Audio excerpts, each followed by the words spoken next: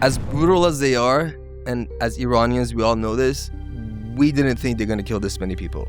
They killed tens of thousands of people. So now whoever I talk to in Iran, they're waiting for some kind of help and intervention because the people are ready. There's a lot of Americans, especially conservative Americans, who hate when America goes to war. They hate when America gets involved. As an American, I get it that people are worried. Tax dollars, what are we doing there? We don't want any American to put their lives at risk. What is the benefit for America if the U.S. attacks or intervenes in Iran? I think it will change the dynamic of that whole region. They're not going to have the proxies running around in other countries causing havoc. We put so much weight on Trump saying help is coming and keep protesting, and it wasn't once or twice. He said it multiple times. That gave the people a lot of hope. The Iranian identity is very important because Iran's been Iran for thousands of years. It's our identity, our roots, the fact that we have so much history. I think it's going to keep the country together. You can't just sit and do nothing, Be their voice. Erfan Paydar is an Iranian musician who helped pioneer Persian hip-hop and rap. Known for his socially conscious and personal lyrics, his music blends commentary on daily life, politics, and cultural identity, making him a prominent voice of artistic and social expression for Iranians at home and abroad. This episode was filmed before the recent attacks involving Iran. Events have evolved since the time of recording.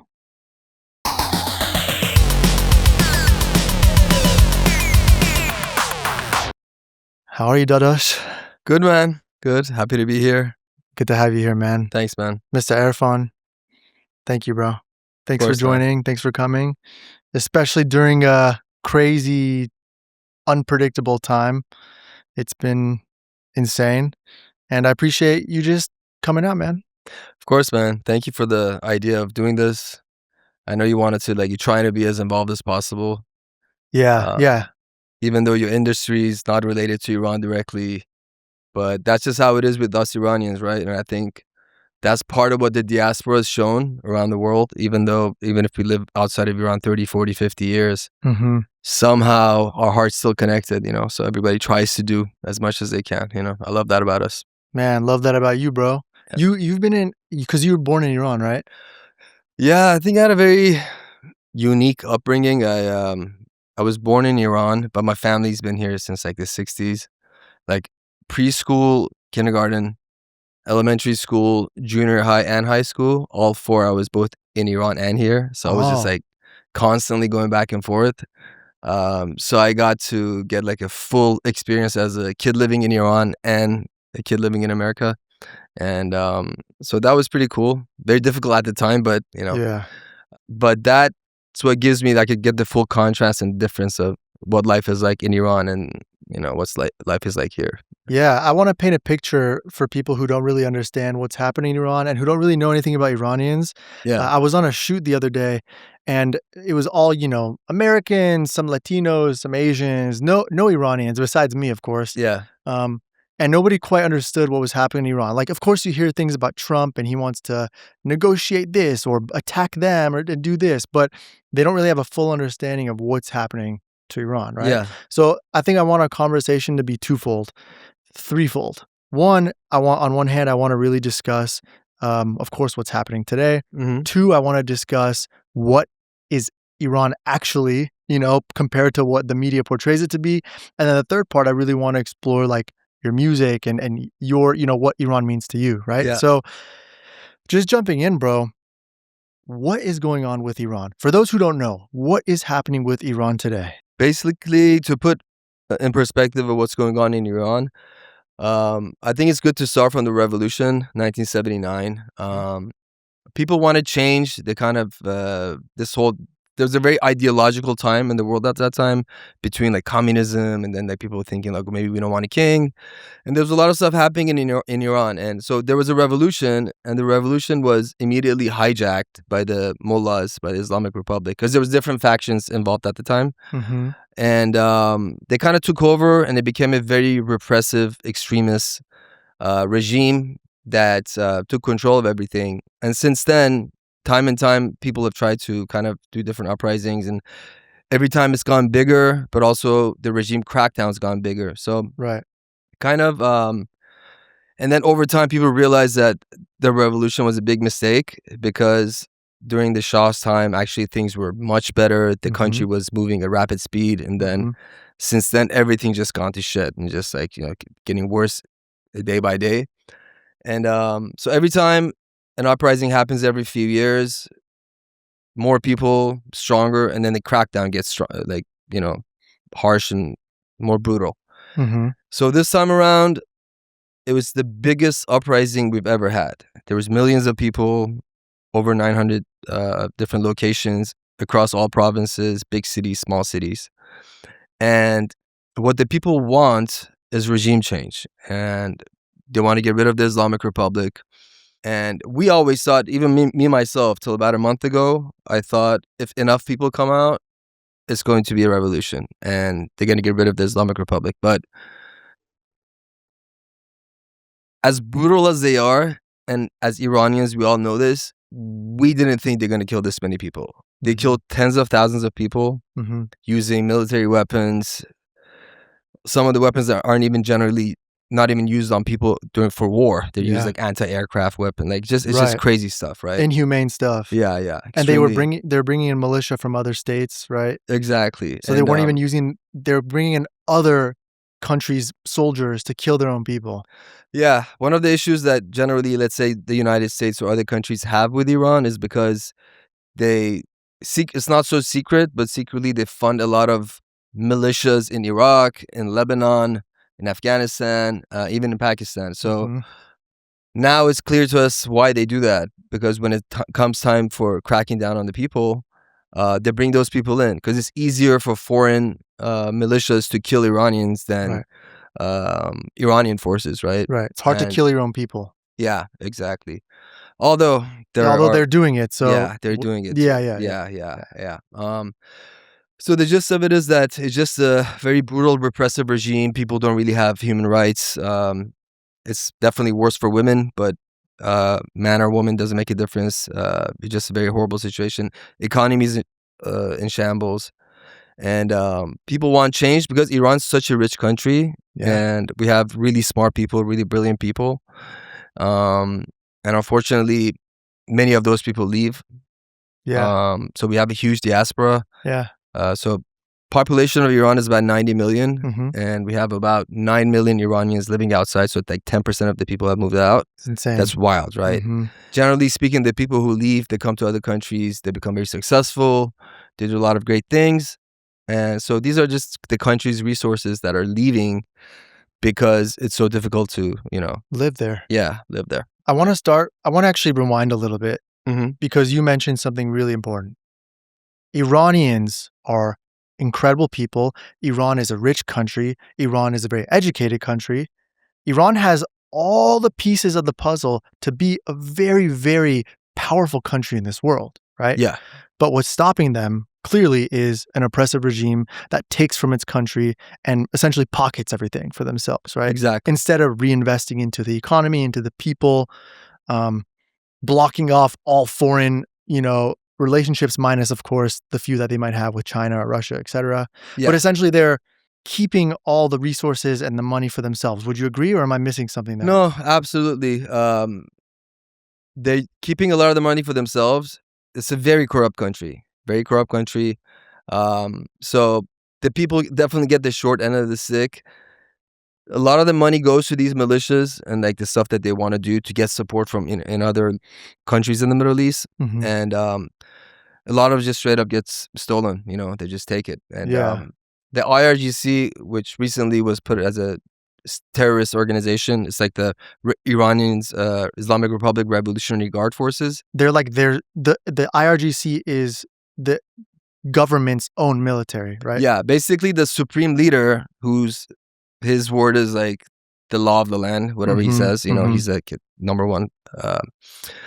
What he did, because during the previous revolution, the army kind of gave up on the Shah and joined in the revolution. So they learned from that. They're like, I need like exclusive, aside from the army and other like military forces, they started the IRGC that they're true loyalists to the regime. Right. It's like their own, it's almost like bodyguards. bodyguards, but let's say crazy extent. Hundreds of thousands. It's like it's the government's like it says Iran's like Islamic Republic's. I don't even want to call it Iran. Islamic Republic's biggest military force right now, right, is IRGC, and they've also become in the past few decades a financial mafia. So they run everything, like all like anything they could imagine, from trade to like local stuff, factories, this that. They kind of have a hand in everything. And where are they finding these people? You know. Where do they find them? Are they just young kids who they brainwash? A lot of it is ideological. And then also when finances come into play, you know, like, and corruption comes, like, you know, you like, that's the way to get to power. So a lot of people fake it and they stay loyal because that's where their bread is at, you know? But a lot of it is ideological too. You know, they kind of like, the whole idea of like America is Satan and Israel is this and Israel, like all this stuff, they kind of like put it in their minds since childhood. So a lot of people just, I mean, in every country, right? Like we live in America, like half the country thinks one thing, half the country thinks something else, right? There's always different camps and different tribes, but just imagine like the worst, most evil tribe possible that are just loyal to the supreme leader. And again, the level of money that goes around with this mafia, because Iran's a rich country, and they pretty much have control over all of the resources directly, you know. There's so much history behind Iran, and people only see Iran for what it is today, right? Everybody's covered up, they're very oppressed. There's not a lot of pop culture coming out of Iran, right? I mean, there's in the diaspora, right? But people, when you look back at videos from the 50s, the 60s, up until the 70s, you'll see, you know, people dress really cool. They're on the beach. It feels very cultural and fun. It was a vacation spot at the time, you know? I want to just kind of backtrack and just talk a little bit about the history, just a little bit, because Iran's history is a little bit complicated, right? And again, when you hear things like regime change and Shah, I think as an American or like a non-Iranian, it doesn't really make sense. Yeah. So just to put it into simple terms, Iran only had kings, right? They never really had a real democracy in recent times, right? So in the so they had a king in like prior to 1953, they had a king, a monarchy. That's what it is. They had a monarchy. Then the U.S. didn't like, or the U.S. and Britain wanted to overthrow them, right? Why was the U.S. even involved in that, you know? Well, they were kind of like, for the few decades before that, there was a lot of like talk about, oh, we need to have a parliament. And so back and forth in Iran, like in Farsi, they call it mashrute. So there was people who wanted that and were saying like, oh, there shouldn't be one supreme king, one power. And so they were going towards that. Eventually, at some point, I'm going to say this part really short because I want to go back to what you're saying. If people want to get like the full details, it's very easy to search like the 1953 coup, which was like for Mohammad Mossadegh, and the CIA was involved with that. So generally speaking, there are two camps: people who say the CIA overthrew the democratically elected government of Iran, who was Mohammad Mossadegh, and they put the Shah back in as the dictator. But if you actually read about it, there's a lot more details than that. He wasn't necessarily democratically elected, and he did a lot of great things for the country. You can't deny that. But one of the things he did, he nationalized the oil in Iran, which, I mean, obviously that's good for the country that happened. Before that, it was the British companies. And so foreign governments didn't like that, you know. But there was a lot of inner conflicts and going on with the politics of Iran at that time. And the Shah did come back to power. And I personally think that was good for the country, because one of the things that you brought up that like, I'm like, we should talk about this, is that when people hear king, and you said like Iran was always like a monarchy, they had different kings. Well, most countries in the world were, you know, at some point. Very true. So now when people hear like, why would they want the king back? There's two different reasons. First of all, the Crown Prince Reza Pahlavi, he's been saying this for decades, that we want to have a transitional government. We're going to have elections, and then people can choose whatever form of government they want, you know. Also, the reason that so many people love him, to the Western ear, they might hear like, why the hell would they want a king? That doesn't make sense.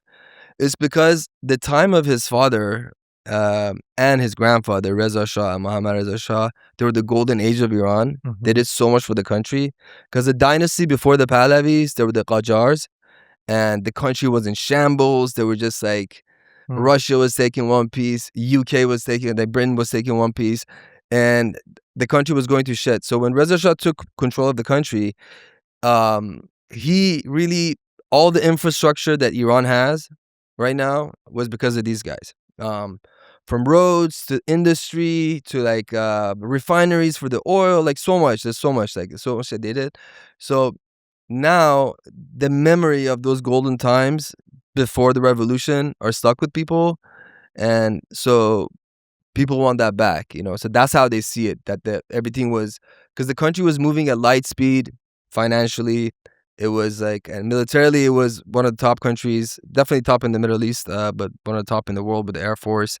They were doing a lot. But yeah, so that's really important for people to consider, that it's not just that, oh, the king is gonna come back. It's just that this family kind of created a golden age for Iran, you know. And then this is like a topic of every conversation in Iranian households, that what would have been if the revolution didn't happen, you know? Where would Iran be right now? And sometimes we look at other countries in the region, let's say like United Arab Emirates or Saudi Arabia, like Iran was so ahead of those countries, but they managed their money well, and they kind of moved at warp speed, and then Iran kind of stayed back, you know. And Iran has so much more than oil. The resources that we have as people is enormous, and also as far as different natural resources, it's enormous. Tourism, it could be so big, such a beautiful country. And one of the things that you said people don't know, if you look at the news, usually when they show desert, you know. But Iran's actually a very mountainous country. It has, like, you know, the Persian Gulf in the south, has the Caspian Sea in the north, a lot of green areas, a lot of skiing, snow. There's like it's a very, like, you know how kind of America has everything? Yeah. Iran's like that. It's one of the rare countries that has everything, you know, all different types of climates and everything. Abundant in everything. Yeah, yeah. And also the other side is our representatives. Like, they see these mullahs on TV, and naturally they think like, oh, Iranians, they kind of, you know, conflate the two, like, oh, these are what Iranians are like. Yeah. And it's just not, you know, these are just a very small, crazy religious minority that took over the country, and by force they're representing Iran and Iranians. And I think you said it best. If you just go on YouTube, say, look at Iran pre the 1979 revolution, you get a better picture of what Iran was and what it can be. Yeah, I think that's well said, man. Yeah. I want to break down just how we got here, and I guess how we can move forward, because coup happened, new king, king did a lot of good things for Iran. And then in 1979, this Islamic group came, and then the Iranian people at the time thought that it was time for change. What led to them? If Iran was prosperous, if Iran was thriving, why did people want to change in 1979? What prompted that? Yeah, well, they were saying, like, if you were, as far as comparing it to rights compared to now, there were a lot more rights, right? And the country was moving, economy was great. But there was issue with people who were like political dissidents. I'm not trying to paint a picture that everything was perfect in that time, you know? There was issues with, like, if you kind of oppose the king, there were problems with that. If you're politically against the king, you could face issues, right? So that's what it was. But again, the 70s, ideologically, it was a very important time in the world. A lot of, like, different ideologies going around, kind of fighting. The left and communism was happening. So there was like a group of people who kind of generally against monarchy and the king existing. And they were straight up communists, you know? Yeah. That's what they wanted for the country. And there were and it was a religious country at the time. So kind of historically after Islam, the mullahs, because each mullah, they have their own followers, and they kind of have a lot of the people who were very religious. So they were definitely powerful.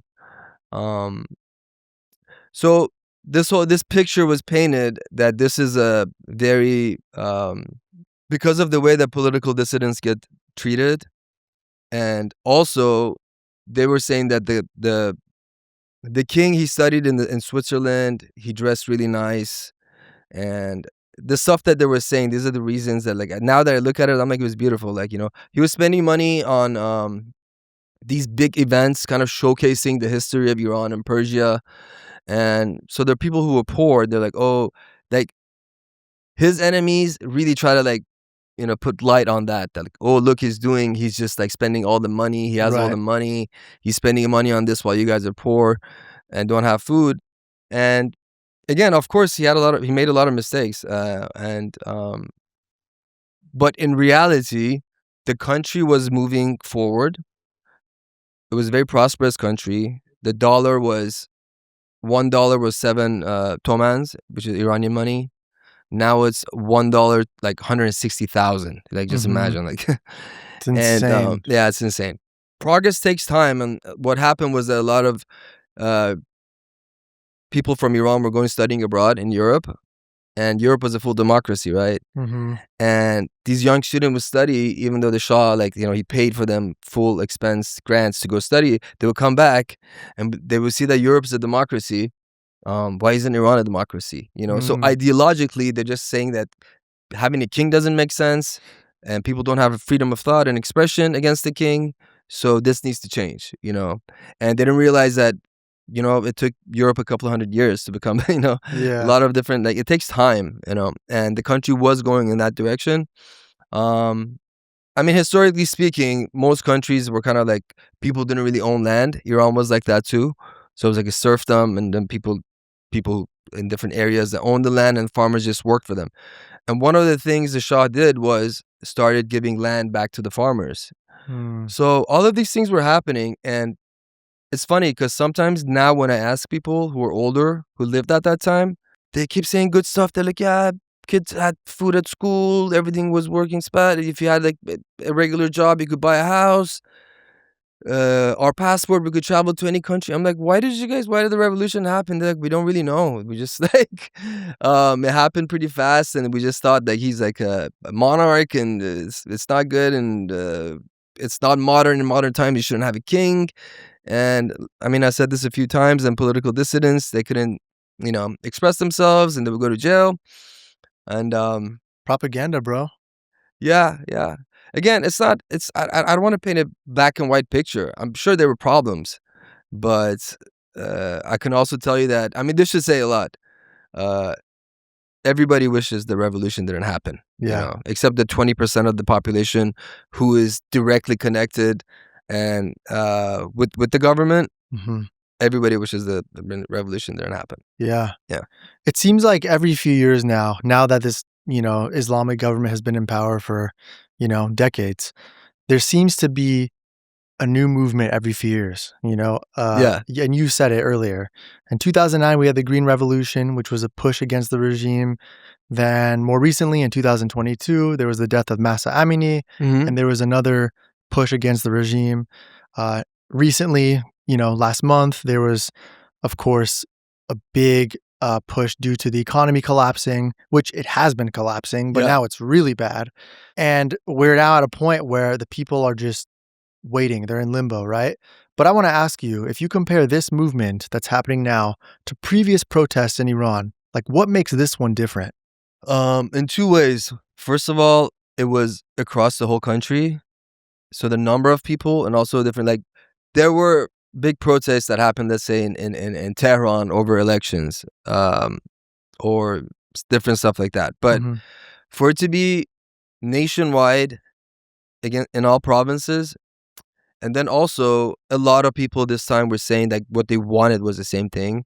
When they asked for regime change before, it wasn't this focus on everybody together asking for Reza Pahlavi, the Crown Prince. Yeah. Can I actually ask you something about that? In person, when you go to protests, you'll see people holding signs that say, Reza Pahlavi, we want him back. We want the Shah back. We want the king.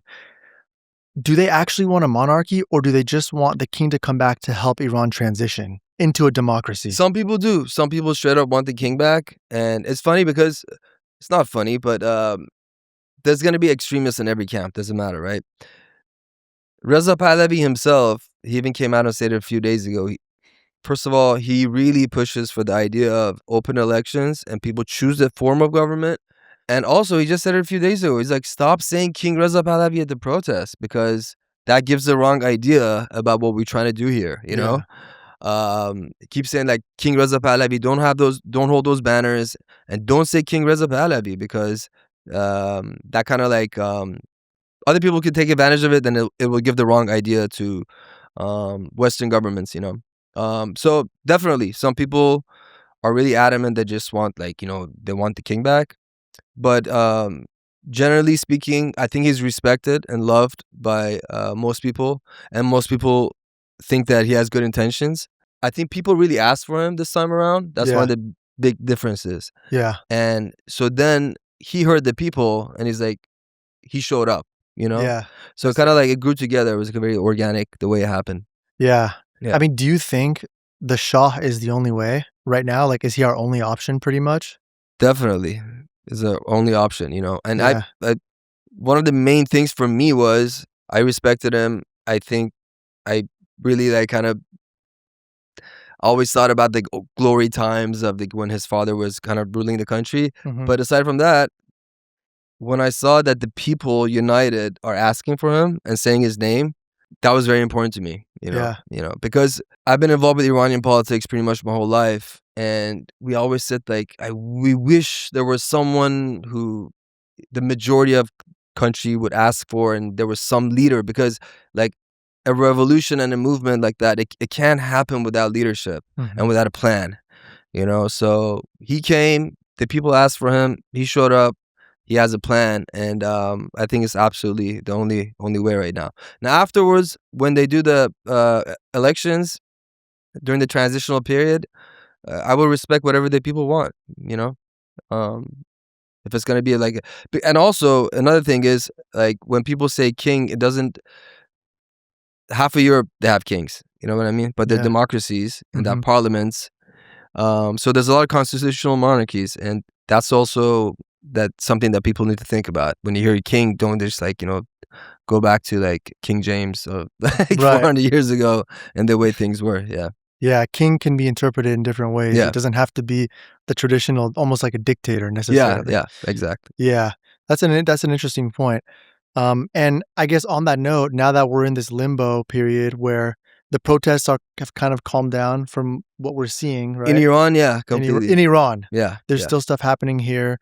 At this point, as the Iranians are kind of just waiting, what could the next move be? Is it like, is U.S. intervention the only way to save Iran? If you asked me this question a month ago and today, I would give you completely different answers, because I kind of touched up on it earlier that generally people I thought with enough people coming out, it's going to happen. But these guys killed tens of thousands of people. And now we know that without some kind of a help, it's not possible. And sometimes people by mistake, they say, oh, every revolution has to happen from inside. But like the American Revolution, the French helped, the Spanish helped. A lot of different countries, like, or in Serbia when they were they're doing committing a genocide. Kosovo, like foreign intervention is not, it happens all the time, and it's not always for the worse, oftentimes it's for the better. And so now whoever I talk to in Iran, generally they're just waiting, they're waiting for some kind of help and intervention, because the people are ready. And I think I strongly believe that with some kind of U.S. intervention, and this doesn't have to have U.S. forces on the ground. I understand, like as an American, I get it that people are worried. The tax dollars, what are we doing there? We don't want any American people, soldiers. We don't, put their lives at risk. I totally get that. It doesn't have to be that way. There's a lot of different ways to help and intervene, and I think that people will come out and kind of like finish the job. It's very complicated. I don't want to oversimplify it. There's a lot of moving parts. Like each action can have a complete crazy reaction. But I think that this is like the only way. Yeah, there's a lot of Americans, especially conservative Americans, who who hate when America goes to war. They hate when America gets involved in foreign affairs, and it's understandable. Absolutely. You know, whether you're conservative or not. Yeah. But I would be interested to let these people know, like, what is the benefit for America if the U.S. attacks or, you know, intervenes in Iran? Like, what could the benefit be? Is there a benefit for the West if we get involved in Iran? I think it will change the dynamic of that whole region. As far as, like I said before, these guys, they've been yelling death to America since their start. You know, that's how they came to power. They took American hostages 47 years ago. They're still saying it. Last week when Europe, finally the European Union decided to say the IRGC is a terrorist organization officially, these guys all wore the IRGC uniforms in the parliament and walked around saying death to America together. You know what I mean? So, and like I said, they fund a lot of the militias. They're responsible for American lives during the Iraq war. So that whole region will calm down because they're not going to have the proxies running around in other countries causing havoc. And a government, Iranian government, who is friends with the world and friends with America, I think it's definitely better for the whole world. Would it be better for us economically? Would there be better trade? Would there be, you know, like, how could American people benefit besides from them just making threats and starting wars in the Middle East, you know? As far as it being like directly helping the economy of America, I don't know. Honestly speaking, I can't give you an exact answer. That's not where I don't have expertise there. Yeah. But obviously the relations and trade and stuff like that will happen. And but yeah, I don't know. I can give you like it's okay. How it would benefit the life of every American. Yeah, I don't have that. It's a very complicated answer. It's not like you said. It's not black and white. It's not like there's so many complications around it. But I'm just curious, you know, again, hearing from Americans who don't want this. And then, you know what? I've actually heard on the other end, I have like Europeans DMing me because I've made a couple posts about Iran, and there's been a couple people from different European countries who like, have you seen what America has done to Libya and, you know, Afghanistan? Every time they intervene, it just gets worse. Like, why? So if America did intervene with Iran, like, could Iran turn out like these other countries, you know? Is there a chance?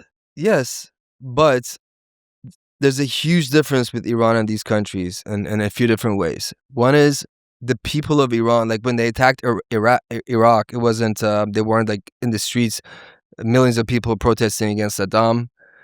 There was no one person leader with a plan for transition that existed. And also, I think there's something really important about Iran. This, like, the Iranian identity is very important because Iran's been Iran for thousands of years. And like Iraq and Syria, some of the oldest, like historically speaking, in the ancient world, Babylon, Assyria, like they were there. I'm not saying they don't have history. They have a long, long history. But the country of Iraq, the country of Syria, they didn't exist as countries until the early 20th century, like 1920, 1925, something around that time. Don't quote me on the dates, but around that time. But Iran's been Iran for thousands of years. And I think that Iranian identity, like different tribes and people from different backgrounds had lived under the flag of Iran for thousands of years. And we have deep, deep Iranian pride. And that's something that I think is going to keep the country together if something like that happens too. That's so important, man. That's like just our identity, our roots, the fact that we have so much history, we have so many educated people, and like you said, a leader who's willing to transition the country, I think is these are all important things to give people hope and give them that answer, you know? I understand every concern and every argument, and they're all valid, but man, there's no other choice. There was a guy who messaged me and he said, maybe the regime is the better option. Maybe it's better that America doesn't intervene and the regime just stays. I was thinking, I don't think so. I really don't think that's a better option. You know? You know something? Like, I swear to God, if this happened 3 years ago, there wouldn't be this many people against it. I think because of it's huge. The effect that the war in Israel and Gaza had, it's been immense on the situation because a huge portion of the world have become anti-Israel. Yeah. And now this whole thing of they're just like, it's funny, man, and people think they're really deep and they understand stuff and they know the secrets of the world if they just say everything's a Zio project. Yeah. It's fucking insane. Like, dude, you can't like, and that just shows like how uneducated they are, in fact, because the world is not split into two groups like Zios and anti-Zios. There's so many different countries, so many moving parts, so much shit happening, you know, and they can't seem to separate what's going on in Iran with the fact that also Israel hates the government of Iran. Yeah. For good reason. And I think it's really important for people to know, regardless of how you feel about the history of America attacking countries or history of Israel, the people of Iran will want this regime gone regardless of that. The people, these like protests, these uprisings have been happening every 2 to 3 years. Mm-hmm. And has nothing to do with Israel. Yeah. You know? There's this movement online where people are saying like, you can't be free Iran and free Palestine, and that the movements, they're both at odds. Yeah. But that, I mean, what do you think about that, you know? I think that's very stupid, man. And right now you see like a few different groups, like people who are the Free Palestine crowd. Actually, I was very heartbroken over it because a lot of these people the past couple of years, from journalists to different like pundits, I always thought like they care about human life, and that's why they're really talking about Gaza and talking against Israel, because they actually care about human life. And then this stuff in Iran happened, and I'm like, whoa, these guys don't give a shit about what's going on. They don't care about human life.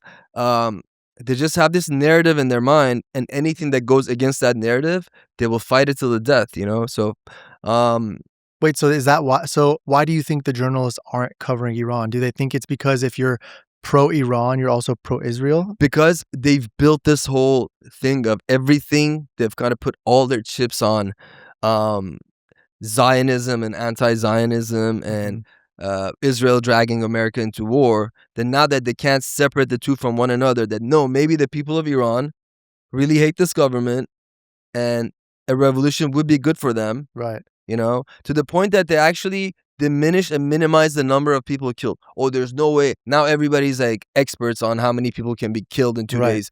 There's no way they killed for 30,000, 40, 50,000. And some of them were even making fun of it. Oh no, it was 6 million people who were killed in Iran. And damn, it's just very sad, man. That people can't separate like these issues from like one another. This should be its own standalone issue. Like there is no, even when I was posting stuff, people were calling me a Zionist. They're saying I got paid by Israel to post. They're like, "Oh, you got $7,000 to post." Has nothing. Like, where are you getting this information from? It's so crazy. It's crazy. So they're not even willing. Look, let me put it this way. Basically, so many videos came out, right? All right, from Iran. Yeah, like showing so many videos. How many protesters are out? How they were like the crackdowns were brutal. Then in the morgues, the number of body bags in different cities, and people getting hit with like machetes to like they killed protesters. They killed the wounded. They went to the hospitals, and you could see that in the morgues there were bodies with people that were like they had medical stuff connected to their bodies, and then they had a headshot. How does that happen? If you had a headshot, you wouldn't be in the hospital in the first place. So it shows that they went and actually killed people in the hospitals.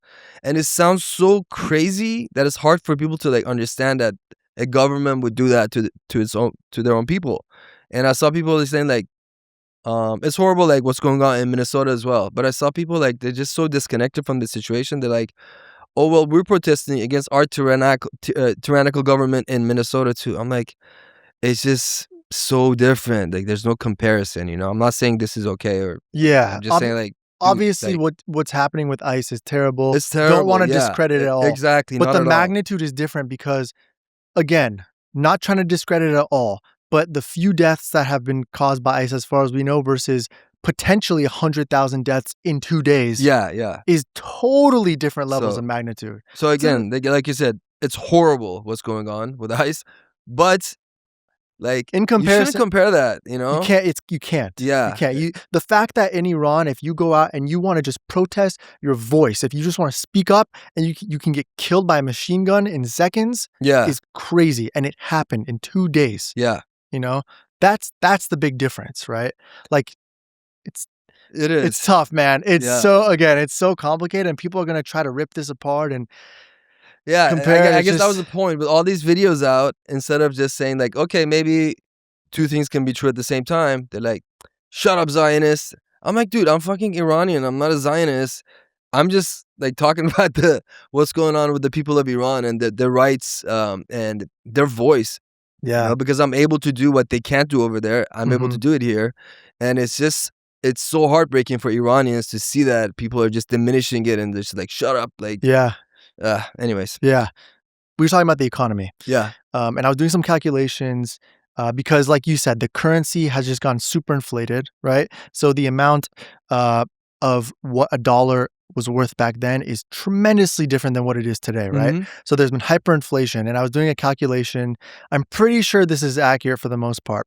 And the calculation I got was that if you put $1 million in a bank in Iran in 1979, and you let it sit in that bank up until today in 2026, and if you pull out your money today, the value of that $1 million USD would be equivalent to $50 USD because of the hyperinflation. I may be off a little bit, but regardless of the fact, it's somewhere around that number, right? Yeah. So obviously the economy is tanked, right? And people, I know there's stories of people who they spend half of their month's paycheck on a pizza, or they spend, they'll work for a week or for a whole month just to barely make ends meet. They have to borrow money. They can't even buy groceries, Yeah. So obviously we're at a point where economically things are not sustainable. So let's say there is no foreign intervention. Let's say the US doesn't do anything. Let's say there's no more protests in Iran in the near future, and it's just people are trying to go back to daily life. Is this sustainable? Like, if the economy is already collapsing, wouldn't that as a result affect the government, or could the government still outlast this economic collapse? It will. Like, after what's happened this time around with the killings and the economy, like you just mentioned, this is their end. But it's just a matter of how much longer do people have to suffer this, and how many more people have to get killed, imprisoned, tortured, all those things. So if you want to say how long can it last, we could look at North Korea. People live in horrible conditions.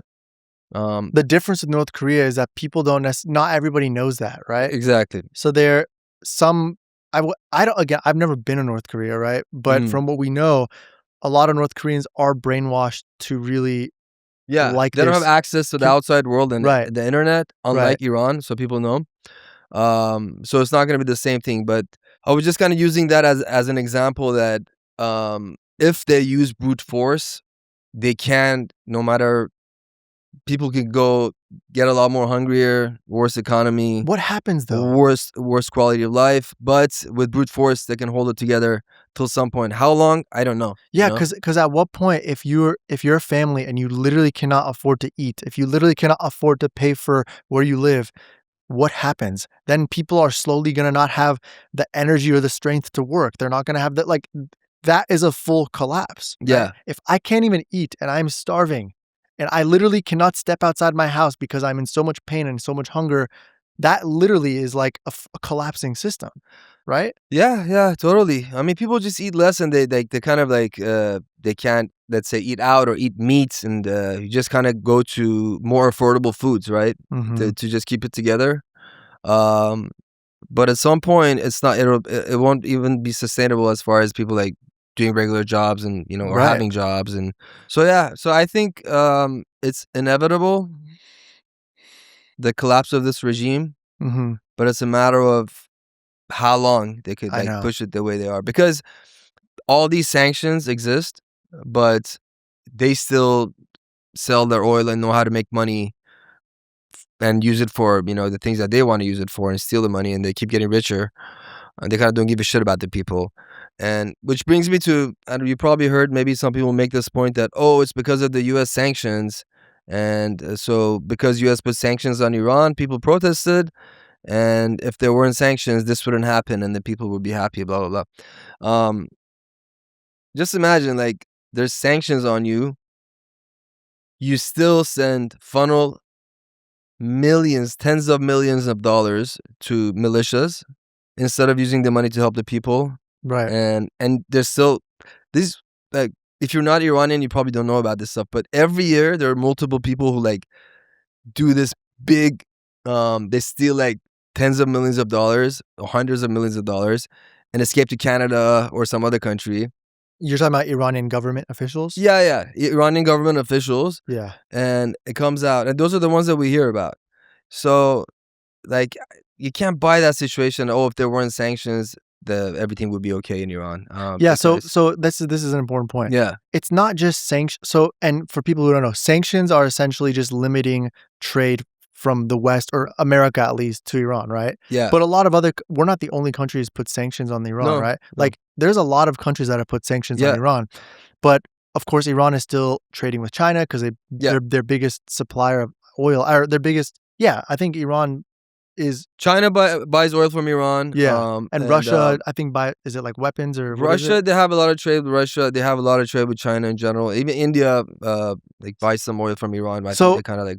So to your point, like, just because you're blocking trade to a country, it's not like the U.S. is depriving Iran of its economy. Of course, it's a contributing factor, but there's so many other outside forces that are still bringing them money. And instead of funneling that money that they're getting from China, that they're getting from Russia, that they're getting from India, instead of funneling that into their economy, they're literally using it to send to their family in Canada, to escape the country, to basically make themselves richer. Yeah, right? Yeah. I mean, it's a very detailed thing that we're gonna have a whole podcast on what that goes on. Mm-hmm. But in short, instead of using, it's such a rich country, man.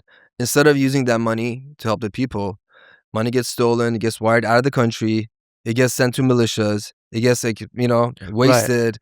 Right. So if they really cared about the people, they could still do better, Yeah. I mean, you can see videos of these government officials' kids who are like out in Dubai. They don't, how much irony is it that their own kids don't live in the country that they steal from? Mm-hmm. You imagine you rule a country. Imagine if Donald Trump's kids all lived in Dubai and he was just stealing money and just sending to his children in Dubai. It's like, it's like the same thing, right?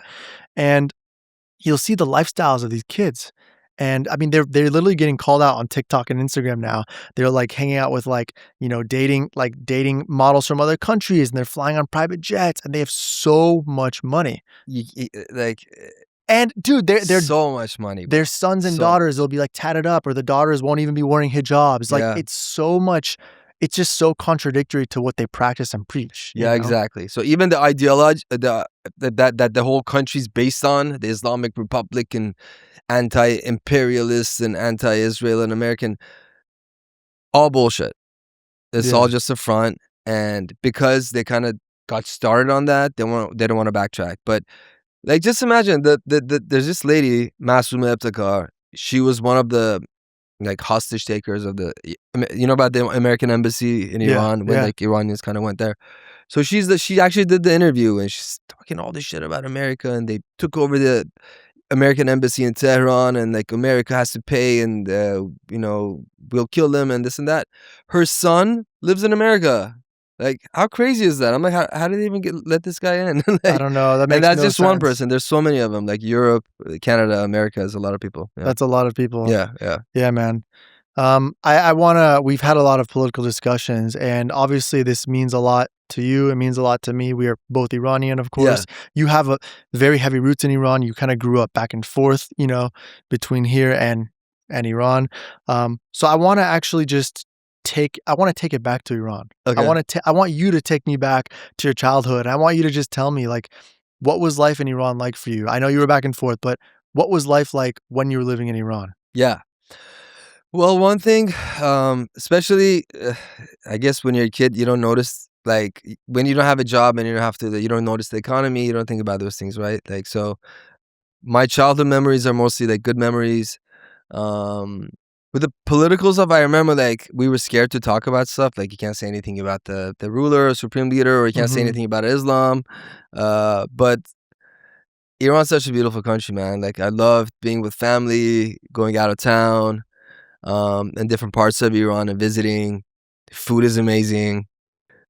People are so kind, and it's funny because everybody probably thinks their people are kind. And one thing that hit me one time when Anthony Bourdain, he went to Iran, Mm-hmm. and he's one of my favorite people in the world. He was, and he's been to every country, and he said the people of Iran are some of the kindest people in the world. You know, he said number one. He said Iran and Vietnam in general, and I'm like, we are really good, especially to our guests. And so everybody's really warm. Yeah, man. I just like I can't even help smiling. I just thinking about Iran, growing up there and just like playing with your friends. And was it Tehran? I was in Isfahan. My dad's from Isfahan. My mom's from Tehran. Nice. So I spend most of my time in Isfahan, but also a lot in Tehran. And then we vacation in Shomal, which is in the north. Yeah. Like the very green, like lush area. Mm-hmm. And each area, they have their own, like, you know, specialty foods and pastry, yeah, fruits. You really felt the seasons, you know. Yeah, man. Just like beautiful. Yeah. Is there a chance we're going to go back in the next 5 years, you think? I think so. I always keep the hope alive. And now more than ever, I think the chance is there. Yeah. I just hope that things kind of go in a way that what the people of Iran want and what's best for them is considered during these negotiations and talks and actions that, you know, because it's really important. And I feel like this could have happened years ago if the people had more support.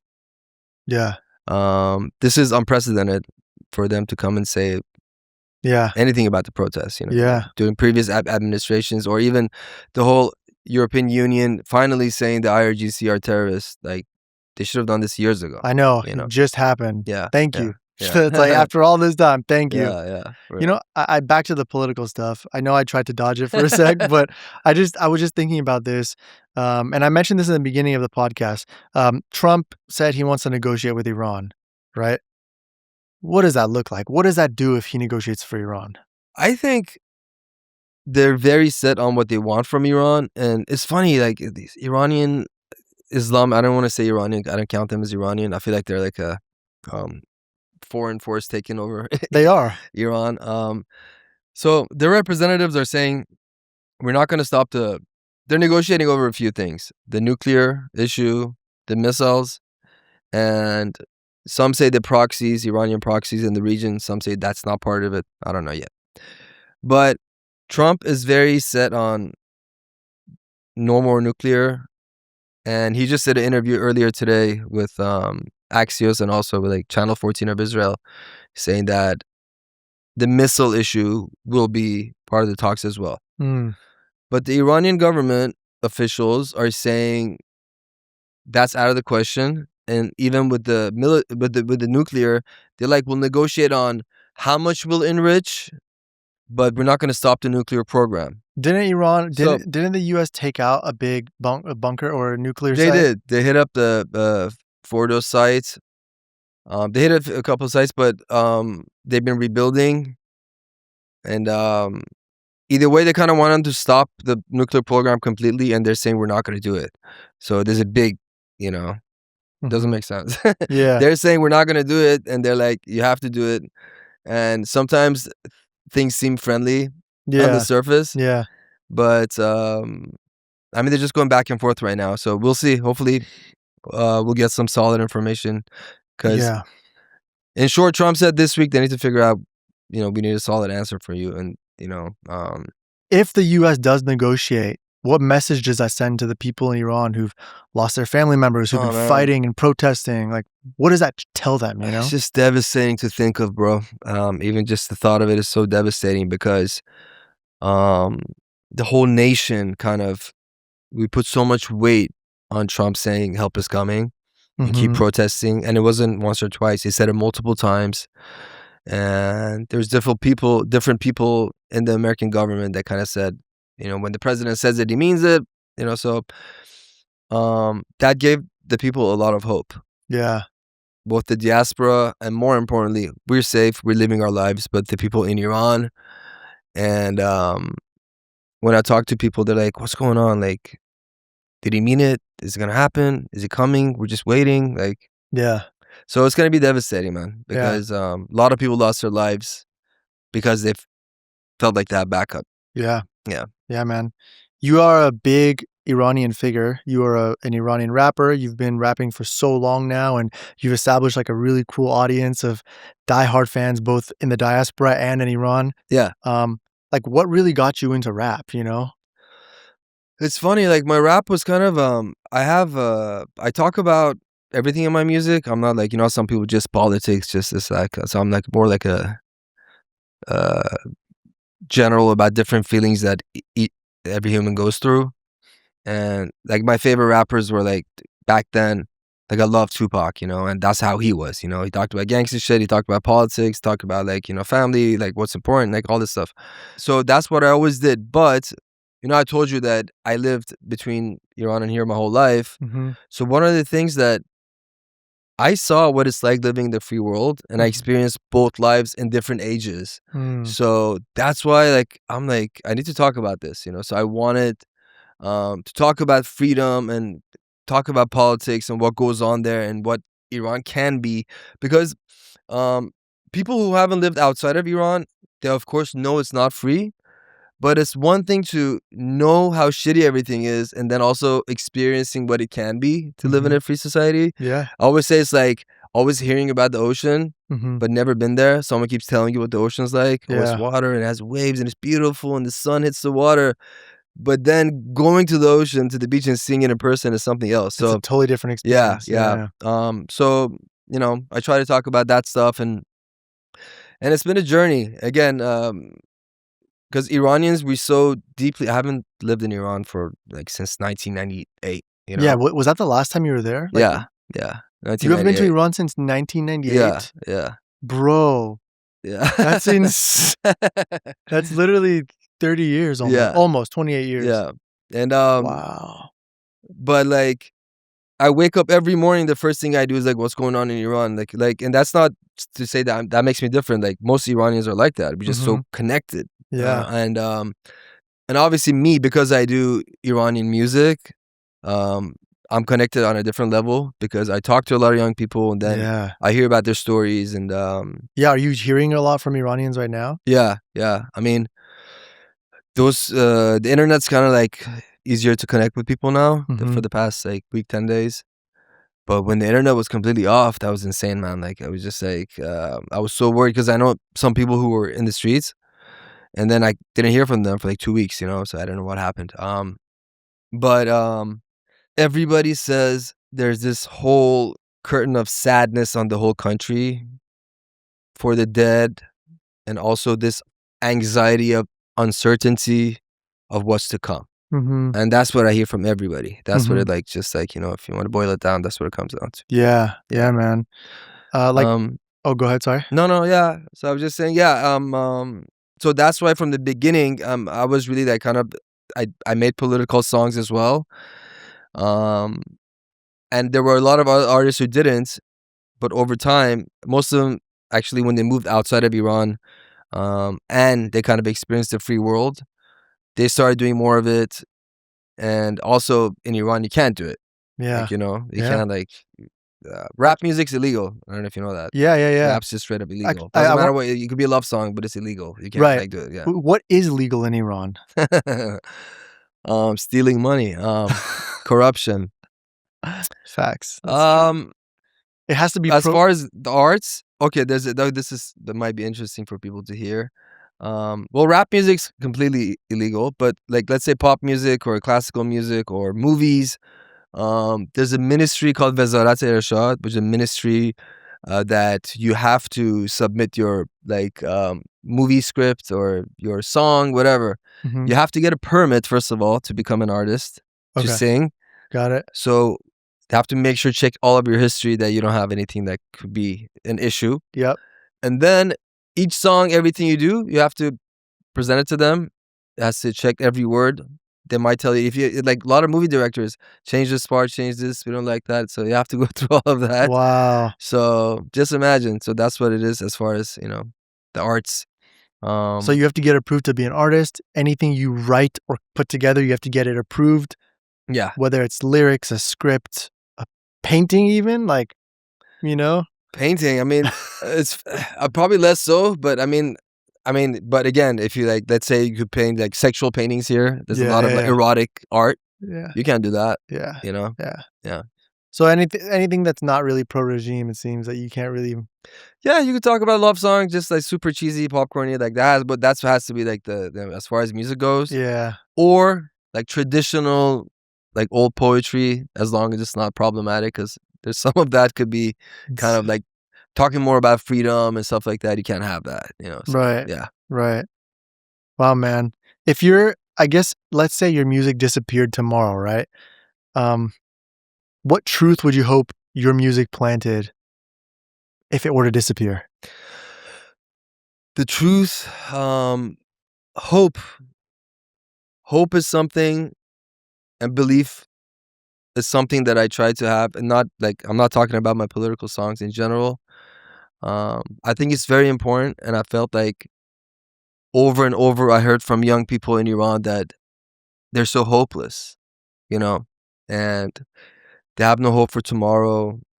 Because what can we become in this society? All of them, they said that. I'm like, I try to kind of like put that seed that no matter where you are, the more you work on yourself, it's shitty. I don't want to compare where I am with where you are, because I have it better, you know? Yeah. But you can't just sit and do nothing, you know? You have to have hope for a better future, and always stay in motion, you know? So yeah, I think hope and belief, yeah. I love that, man. For anybody outside of Iran, what can we do for the people of Iran? The biggest thing, the most important thing is just being their voice. Kind of, if you can, do some research. It's very simple. Honestly, I think with 10-15 minutes of research, you can get a pretty good glimpse of generally what's going on in Iran and what the people want, and be their voice. Because right now, that's really on X, on Instagram. A lot of time, Instagram's better, but generally on X, a lot of people are against the movement of the Iranian people for the reasons that we talked about earlier. And I think it's really important to, you know, do the research and let people know that this is a real organic movement. This is a freedom movement, and be their voice, you know? Yeah. Yeah. Yeah, man. I normally have a closing tradition here, and I want to do a little bit differently with you. Okay. So just I'm going to switch the vibe, okay? All right. In honor of our country's flag and a color that's generally symbolized, you know, positive movement, I'm switching to green today, okay? Beautiful. And, you know, I just want to really close out the episode by just talking about, I guess, how we can move forward from this. And I think more importantly, figuring out like what, besides what we can do for Iran, I just want to figure out like how we can paint a picture for what's happening to Iran, to people outside of Iran, right? That's like a big important thing for me. And we talked about what Iran needs from us. They need us to be their voice. They need us to, you know, post about it, talk about it. I know we can also reach out to some representatives. Absolutely. There's some resources I posted on the podcast page, and you could slide through it. And it talks about how you can reach out to these representatives. It has their emails. You can find the emails online. But I think one thing that we didn't really touch on are some Iranians who are afraid to speak up about this, right? And for those people, for any Iranian who is afraid to speak about what's happening in Iran right now, like, what do you think we should tell them? Are you talking about Iranians outside of Iran? Yeah. To the people who are live outside of Iran but have been silent, and you said afraid, but I think they're either, if you have to put them in different categories, some people are probably afraid. Some people might be careless. They just don't care to talk about it. And some people might have these ideological beliefs, and they feel like the movement doesn't necessarily fit with their beliefs and what they want. But what I can say is that you're lucky enough to either your family moved out of Iran, so you're here now, or you moved out somehow. But you could have, I might as well lived in Iran and lived in that society and not have the rights that you have right now, and hoped that someone else on the outside would stand up for you and speak for you. Yeah. And especially with Iranians, you have a deep knowledge and understanding of what goes on there. So it's very important for you to like speak out and talk to people, tell your representatives, and to your community, to people at work, because people just don't know. People just gonna, for people on the outside, like foreigners, they're gonna read a headline and their mind could go this way or that way. They don't know what's going on. So I think we have an obligation because we're lucky enough to live in the free world. So if people in Iran are going in front of bullets to fight for their freedom, like, you can't say I'm afraid to talk about Iran here because one day I might want to go back to Iran and vacation there in the summer, you know? Right. So that's what I think. Yeah, man. Well said. I just want to give a moment of silence to those in Iran who have lost their lives, to the families of those who have lost their lives. I want to give a moment of silence to the people grieving. And yeah, man.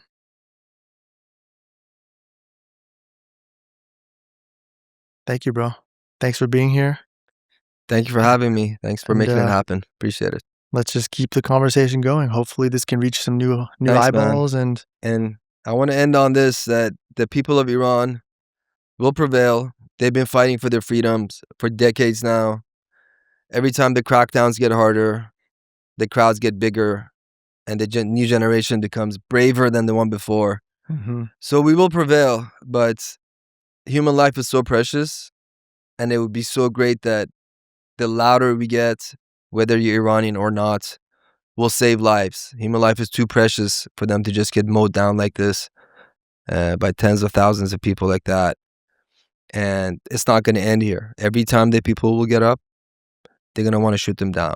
So the sooner we help them, the sooner we make this happen, definitely the better. Erfan, thank you, bro. Appreciate you. Thank you, man. Till next time, guys.